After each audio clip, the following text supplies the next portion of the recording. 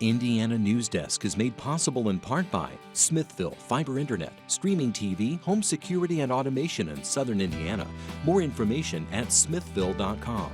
MALLOR GRODNER Attorneys providing legal services to clients and the community. Understanding, expertise, results. Bloomington and Indianapolis. LawMG.com.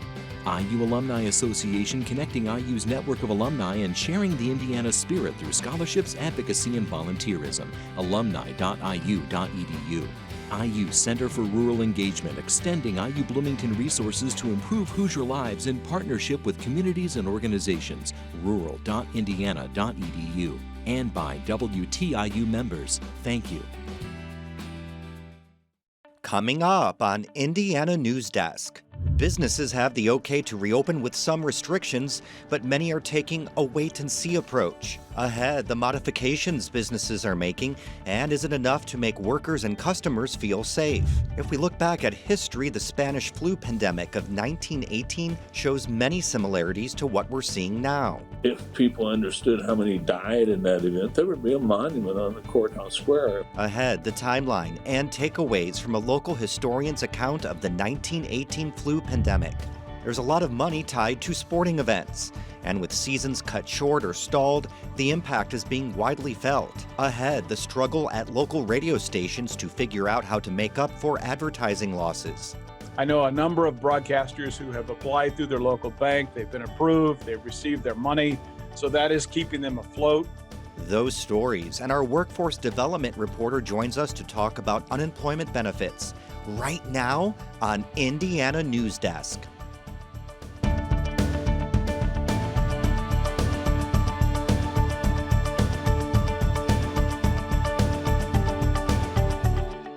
Welcome to Indiana Newsdesk. I'm Joe Wren.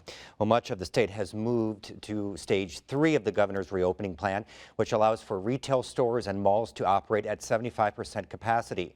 Now, Governor Eric Holcomb eased the restrictions 2 days early because he says most Hoosiers have continued to follow mask wearing, social distancing, and hand washing recommendations. If you are 65 and older, or if you have underlying health conditions, we're still telling you to be uber cautious. Stage 3 also allows gatherings of up to 100 people, which State Health Commissioner Dr. Chris Box acknowledges she's concerned about. However, I do think that there is a way that we can do this safely, and that involves all of the same things that we've already been doing. Box encourages groups of that size to be outdoors. Lake, Marion, and Cass counties cannot begin stage 3 until June 1st. Monroe County is also still in phase 2 of reopening. That extends through May 31st. The county's health commissioner is scheduled to issue a new order next week. Some Monroe County residents are welcoming diners for the first time in 2 months. The local health department gave them the green light to operate at 50% capacity. But with lots of restrictions and lingering worries about the virus, other restaurants are taking a wait-and-see approach.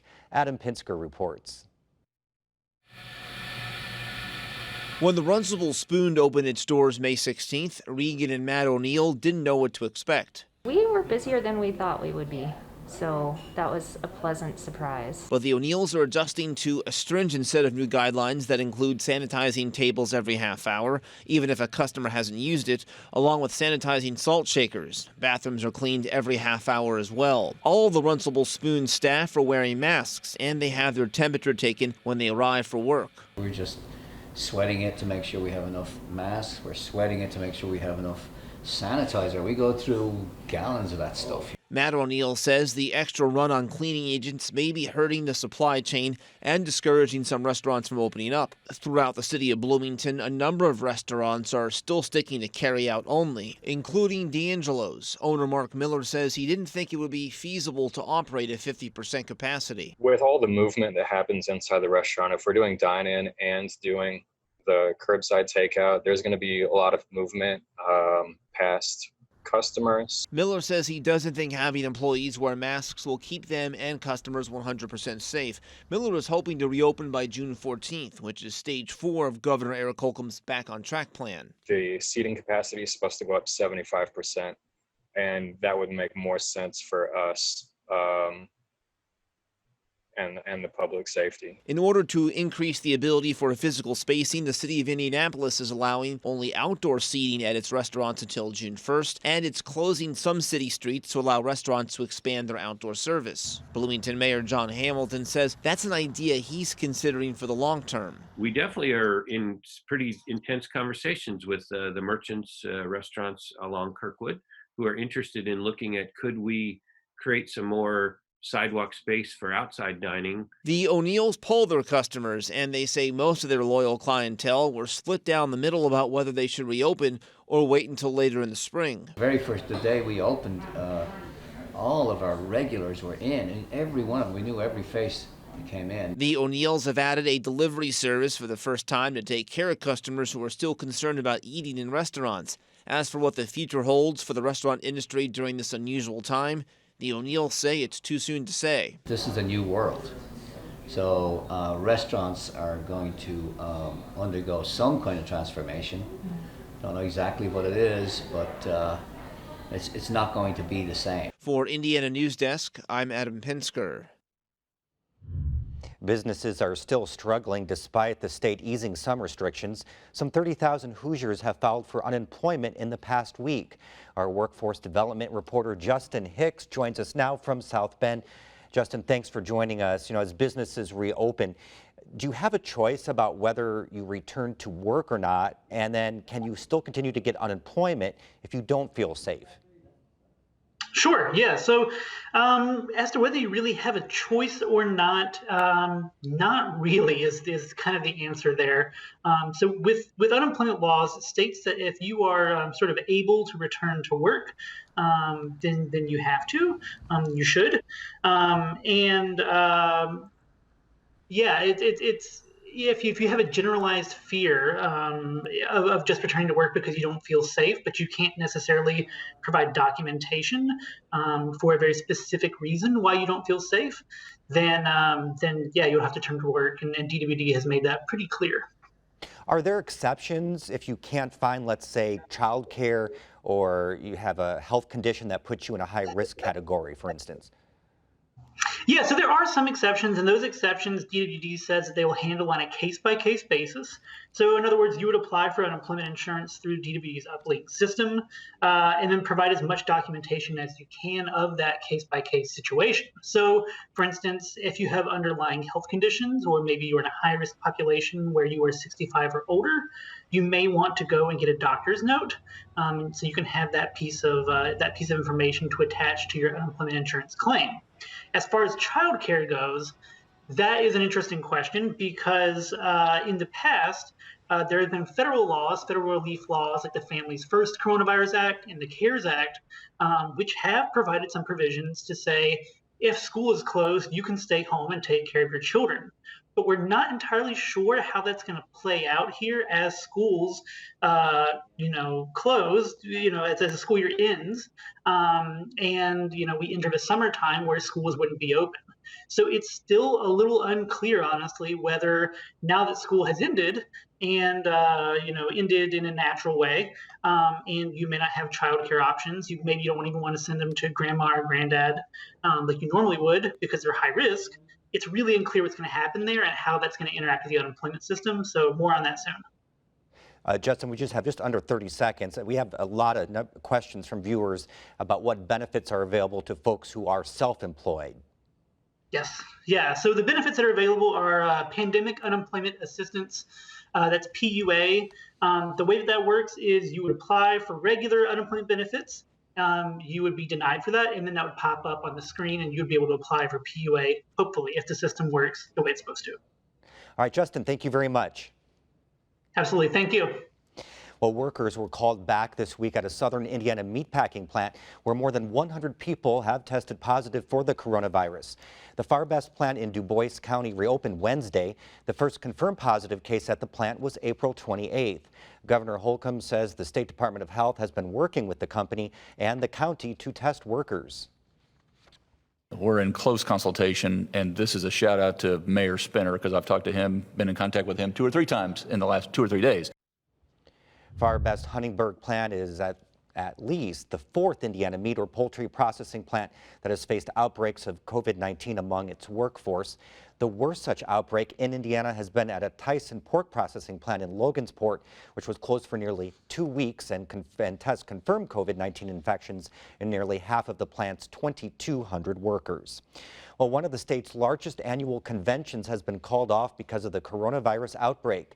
The organizers of the gaming convention, Gen Con, called the cancellation the only responsible option. The event drew about 70,000 people last summer to downtown Indianapolis. Health officials say Indiana has had now more than 1,800 people die with confirmed or presumed coronavirus cases since the state's first death was recorded just more than 2 months ago. There's still no word on whether Indiana's state fair will still go on as planned, but several counties have already canceled their fairs. Bartholomew, Du Bois, and Monroe counties are just a few of the places that have decided to instead have virtual fairs. As Brock Turner reports, many fair organizers say they're canceling in-person events this year out of an abundance of caution. The Midway will be quiet, barns will be empty, and there won't be any demolition derbies this summer at the Monroe County Fairgrounds. It was a hard decision, and Amy Thompson, who heads the Purdue University Extension office in Monroe County, says not everyone was in agreement. But she says there was an overwhelming consensus that the rapidly changing situation made it difficult. So much uncertainty around whether mass gatherings will be allowed and what numbers might be associated with those gatherings when they are allowed. Thompson says plans for youth programs are being finalized, and she hopes to have more information available to the public soon. The hope is that young people who've been working on projects for 4-H will be able to exhibit them virtually. Kelly Martin is a parent of 2 4-H students who planned on participating in this year's fair. While she understands the decision is difficult, she hopes the conversation can continue. The counties, either one, don't have the financial resources to do what they are requesting, or don't have the volunteer capacity to handle it. Martin worries this could have long-term effects on many county fairs. Indiana's got a great county fairs all over the state of Indiana. They are a great tradition, and they are looked forward to every year. And I'm afraid that with this could be the death of a lot of county 4-H community fairs. That's because some counties are reliant on revenue from their current year's county fairs for next year's fair. For Indiana Newsdesk, I'm Brock Turner. Now, the Indiana State Fair is scheduled to be held in August. State board officials declined to talk specifics, but in a statement said as they move forward with plans for the fair, they're monitoring the situation closely and following the guidance of the state and Indiana and public health authorities. Meanwhile, neighboring Ohio announced this week it was canceling its state fair. Coming up next on Indiana Newsdesk. Advertisers are canceling their buys on local radio stations because there are no sports games to broadcast. And because of the pandemic, veterans are being interred without honor ceremonies. Ahead, how the VA still plans to celebrate their service. These stories and more right here on Indiana Newsdesk. The WTIU WFIU news team connects Indiana to the world. We bring you the top news of the day on radio, TV, and online. We round up the stories that have people talking each week and dig deep into the issues that affect your community the most. The WTIU WFIU news team is where you are and telling your story.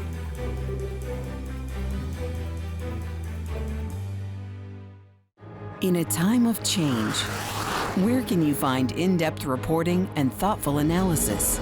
Washington Week on PBS.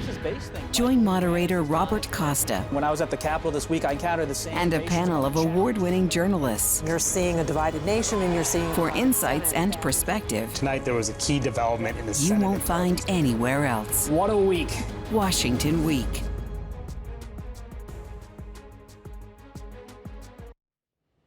Welcome back to Indiana Newsdesk. Well, there are many parallels between the Spanish flu pandemic of 1918 and the current coronavirus pandemic. As part of our City Limits series, reporter Mitch Legan spoke to a local historian about how Monroe County responded to the flu outbreak. Nobody knows for sure how the Spanish flu arrived in Monroe County, not even Dan Combs. I want to say the railroad, just like the COVID-19 has got around the world by airlines, the railroads were what connected us. What we do know for sure is University of Kansas professor Charles Ganstein was the first person to die from the flu in Bloomington, almost right after he got off the train. And he walked up to the square, went into a drugstore, he got that far, and then in there he collapsed. Ganstein died the next morning, October 7th. That same day, Monroe County approved lockdown orders from Dr. John Hurdy and the State Board of Health. The newspaper covered it. It was like it was fresh news, and then when you turned in 3 or 4 pages was a little article, flu present in Bloomington. And it said not more than 150 to 200 cases, which meant it had been stewing around for a month. And not a word, and I mean, I read every word of those newspapers. Pool halls were ordered closed, and spitting in public was criminalized. Large gatherings were forbidden, meaning churches, schools, and theaters had to shut their doors. IU President William Lowe Bryan closed the university 3 days after the health board's order, after state politicians convinced him it was a good idea. The letter was, everybody leave town. IU was essentially a military base, the Student Athletic Training Corps, SATC. And everybody who's not in the SATC must leave town. IU reopened in early November, and Bloomington stayed locked down through December.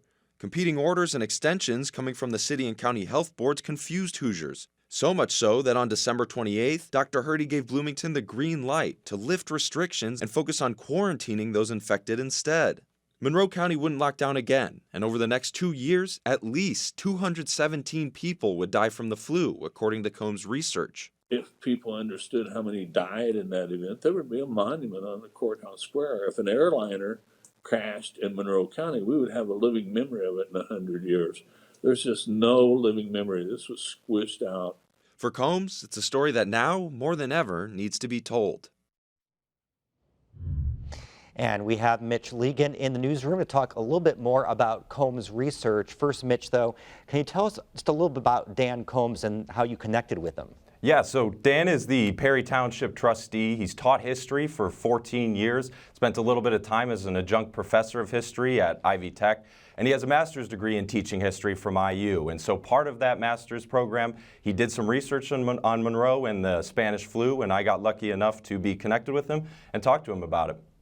Do you have a little bit more about those flu numbers and how those correlated with the lockdown? Did it work? Yeah, so it's hard to say whether or not it worked because, again, we're working with incomplete data. A lot of these deaths go unreported, and so cases originally spike in October when Ganstein arrives, but the flu had been there for some time. So it helped in the sense that it probably flattened the curve, but that's not really what they were going for because cases go down after IU locks down. Those students go home. They come back in early November, and then cases start going up and spike again in December. And so it really probably didn't help too much because, again, the flu had been here for some time, and it literally took someone collapsing and dying on the courthouse square for something to happen. Again, Monroe County wouldn't lock down after 1918, and they'd see their peak in February of 1920 with 34 deaths. Mitch, was there any indication of what life was like during a lockdown in 1918? Yeah, it's actually pretty similar to what we've seen. So the essential employees of the time were going back to work. Showers Brothers Factory was making things for the war effort. There's mask wearing, social distancing. My favorite story that Dan gave me was actually the Bloomington High School basketball team never stopped practicing, never stopped playing during the pandemic.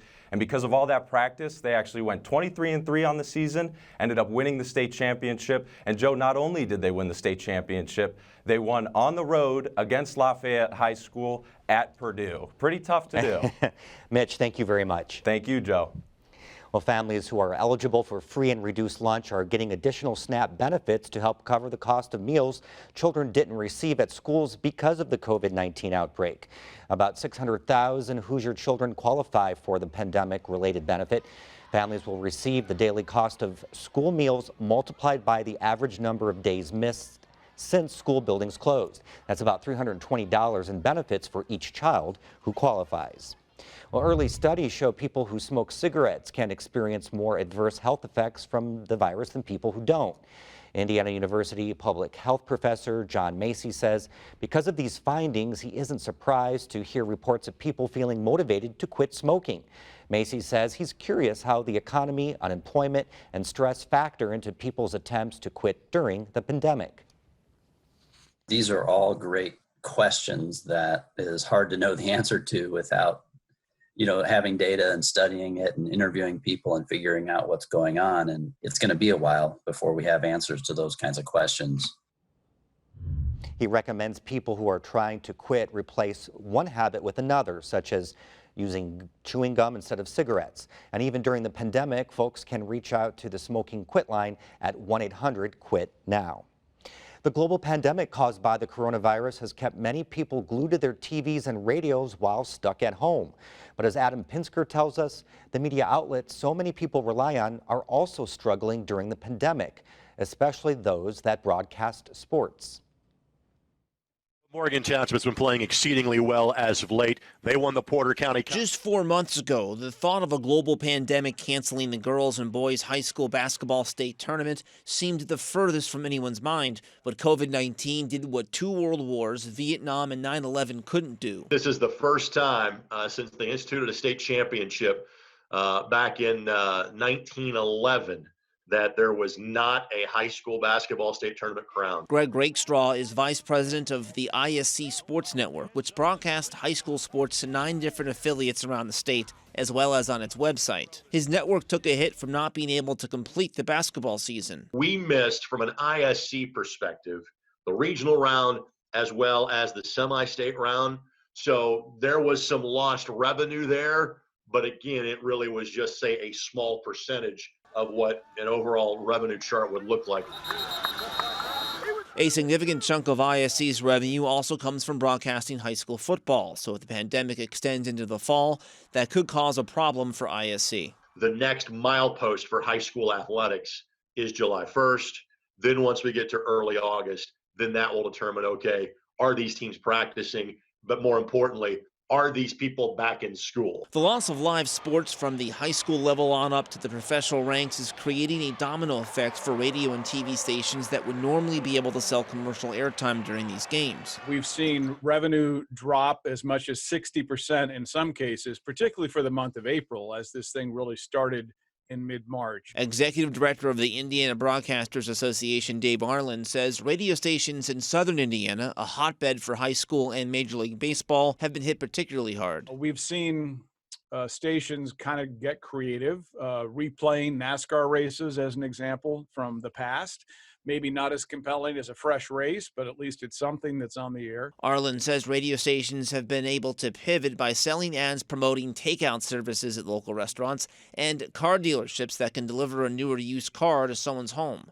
It looks like things have picked up a little bit in the month of May, but we are still running behind where we were before this crisis began. Rakestraw, who also doubles as the voice of Indy 11 soccer and is a sideline reporter for the Colts, says ISC has ventured outside its traditional role as a play-by-play sports provider this spring. Potentially helping to stream graduations, whether they be, services in May or June. The IBA's Arlen says some smaller radio stations around the state have applied for funds under the Paycheck Protection Plan. Now his organization is lobbying Congress to allocate more PPE funds for stations owned by larger corporations. And we're trying to figure out a way that we could have a local broadcaster treated the same way through this process as a hotel is treated. Rakestraw is optimistic about the return of live sports, but he expects it will likely be without fans in the stands. And while that would be inconvenient for fans, it may present a new opportunity for online broadcasters. Are there enough broadcasters that would be equipped to go to a pay-per-view model where you wouldn't be as reliant on advertising? For Indiana Newsdesk, I'm Adam Pinsker. Honor ceremonies for some veterans are on hold because of the pandemic. COVID-19 restrictions mean veterans are being interred without the customary committal services. The Department of Veterans Affairs put ceremonies on hold last month. The VA is keeping a running list and says it will work with families to reschedule services after the pandemic restrictions are lifted. But as we've seen across the state, there are many cemeteries that have those on hold, and military honors can be provided at another cemetery also. So it is something that is impacting the whole state. Meanwhile, the Veterans Cemetery in Madison is working to make sure all veterans are honored on Memorial Day. The pandemic is making it more difficult for some people to travel, so Weimer says cemetery staff will ensure each grave has a flag on it by the end of the day. The beaches at Indiana Dunes National Park are reopening this weekend just in time for Memorial Day. Some of them have been closed because of what officials call unsafe health conditions created by overcrowding, unsafe sanitation practices, and a lack of social distancing. Park officials say the beaches will be closed again if visitors are found to be disregarding pandemic precautions. State park beaches are also opening this weekend. Many DNR campgrounds, inns, and other properties will also be operating. Well, that's the end of this program, but our work continues online at WTIUnews.org. Stay safe. Have a great weekend.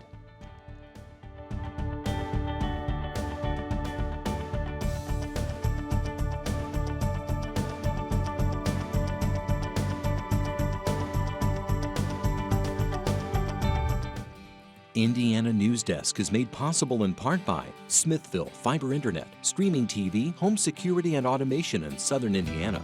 More information at smithville.com. MALLOR GRODNER Attorneys providing legal services to clients and the community. Understanding, expertise, results. Bloomington and Indianapolis. LawMG.com.